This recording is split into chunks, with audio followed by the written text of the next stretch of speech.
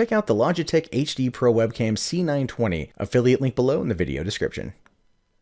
Hey, what's going on, everybody? My name is Matt Jarbo. This is the Mundane Matt channel, and as a person who spends, I'd say probably like the majority of their time creating content for YouTube and being effectively known as what some people would call an e-celeb to an extent. I don't consider myself that, but some people use that term both affectionately and as an insult. I understand the concept. I understand the desire to want to build an audience, to want to use the internet in live streams and its platform as a way to get your voice and yourself out there in order to find a career or just do it as a very extensive hobby, so on and so forth. But every time I come across a story like this, which seems to be more and more frequent, I just have to ask myself, why in the fuck people don't have the foresight to think or the forethought to think that this is a bad idea. So this is a story that's been blowing up right now. A woman live streams a car crash that killed her sister, and in the video says, "I don't fucking care." That's horrible. So an 18-year-old woman from Stockton, California is now in jail for being under the influence and live streaming while driving two 14-year-old girls in the backseat of the car, which she later crashed. The accident caused the death of one of the passengers, who was also her sister. Yeah, live streaming while you're driving, if you're not holding the camera, it's not that big of a deal. But if you're the one like driving the car and like you got one hand on the wheel and you're like, "What up, everybody? Yo, what's going on? Facebook, Instagram, whatever," you're an idiot. You're just an idiot. And she was driving under the fucking influence. Now listen, don't get me wrong. I have driven in cars with people who were high and who were drunk, and it was stupid.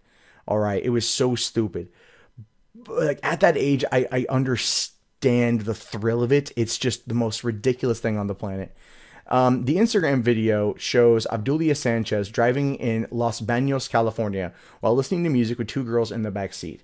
It continues filming during and after the crash, in which you see a confused and distraught Sanchez next to the body of her sister Jacqueline Sanchez, simultaneously talking to her viewers and her dead sister. Now, the girl was drunk and maybe didn't fully understand at the time, but I've watched the video. And in the video, there was like this callousness that was there. This callousness that she was emitting. She's all like, "Yo, my sister's fucking dead." Like, she didn't care.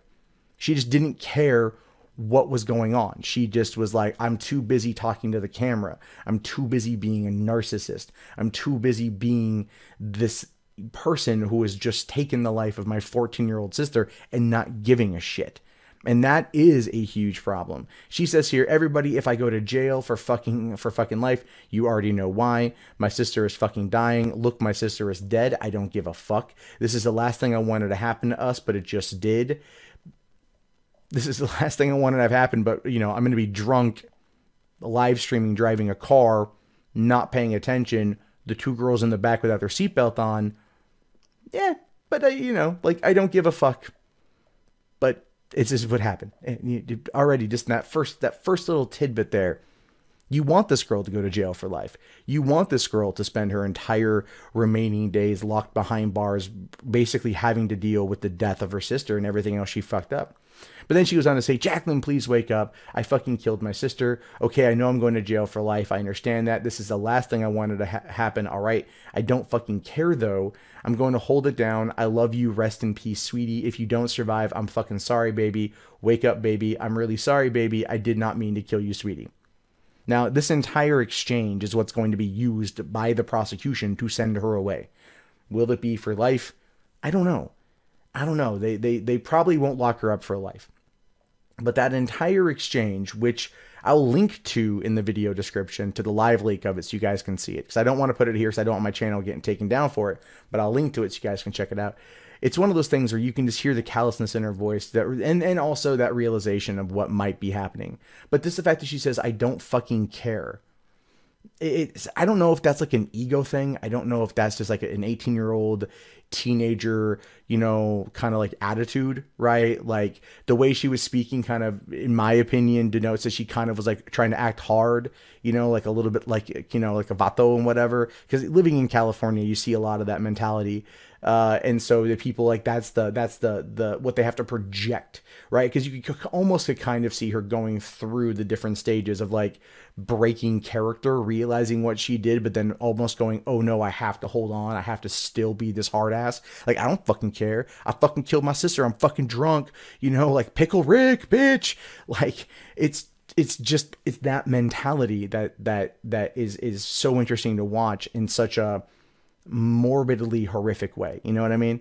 So it says here that the police said she was under the influence of alcohol when she rolled her car over, got into a barbed wire fence and then a field. The two girls in the back seat were not wearing seatbelts. Obdulia, however, was wearing a seatbelt and suffered only minor injuries. Authorities also say she got combative when they arrived on the scene. She was arrested on charges of vehicular manslaughter while under the influence of and DUI, and is currently at the Merced County Jail. And I did hear another little thing saying that she is not talking to the cops, or she's just not answering questions, and she's very much just kind of like, either maybe she's emotionally removed herself while trying to process what happened.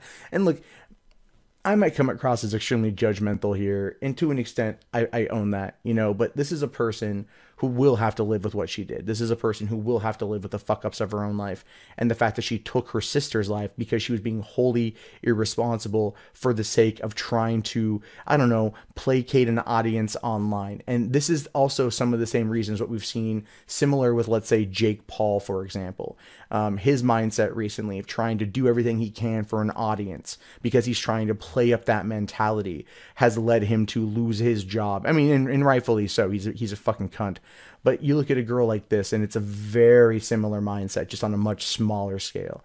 It's one of the reasons why that, like, you know, as I get ready to welcome my daughter into the world, you know, and the fact that I do internet as a living, I'm going to keep her not away from it, because there's no way to do it at this point in time. There's no reason really to do it, but it's also explaining to her and teaching her how the internet works, why you should be always wary of your surroundings, wary of what you're doing, or just aware of what you're doing, and make sure that you're not going to be putting yourself or anyone else in danger or in jeopardy because you're just trying to get them clicks and them views. And I'm hoping to raise her smarter than someone like Obdulia Sanchez here, because that is my fear, that the idea of becoming viral, the idea of becoming internet famous, is going to make your life better.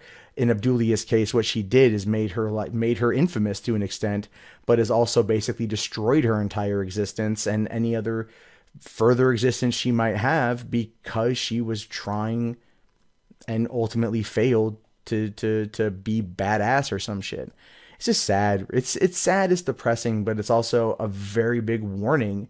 If you have kids out there and they're, you know, like, just as a quick side thing. So when I was at Comic-Con this last week, I met people, you know, like, that found out I went to VidCon. And, you know, young, like 14, 15-year-old girls that knew I went there, and they're like, oh my God, like, how was VidCon? Because they kind of wrap themselves around these kind of online celebrities, people much larger than myself, but they do that. And then when they go there, they want to be like them, and they want to emulate them. And this is what I'm telling you, that is what led Obdulia to do the situation. Thinking it would be funny, thinking it might get views, thinking it might get her famous, but what it got her, was famous, but for all the wrong reasons. But what do you guys think about this? Let me know in the comments below. My name is, of course, Matt Jarbo. This is the Mundane Matt channel. I will talk to you guys later. Have yourself a fantastic day. Please don't drink and drive. Don't live stream and drive unless you're not holding the camera. You know, 10 and 2. Make sure you're 10 and 2 and you're a safe driver. And just don't, at the end of the day, just don't be fucking stupid.